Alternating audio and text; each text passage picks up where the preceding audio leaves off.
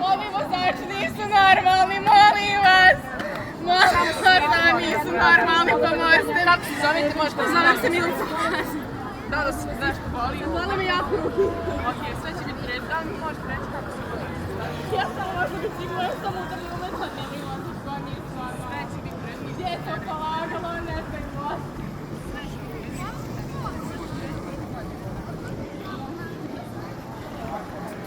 Moj povrijeđen nije malo dete.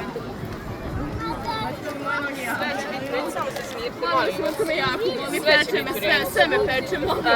Skidam. Gdje je moje biciklo? Vaše biciklo je tu, samo će sve biti red. Ja smijem dobro da rođem, baš kako ja nesad izgubim, molim vas.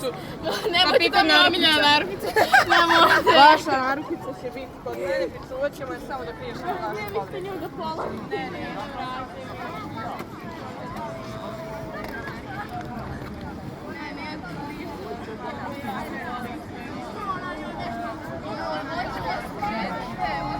Ne mogu. Biće sve u redu, pristao se saj. Neću biti zajedno na državu. Joj, kad državljaj sam, joj! Ja sam dobro, nemoj ništa ti. Biće sve u redu.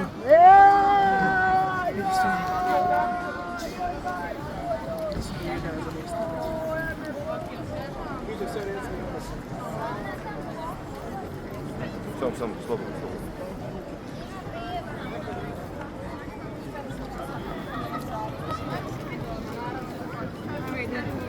Na nogu i zamotati nogu kao ja. Molim. Sve u redu.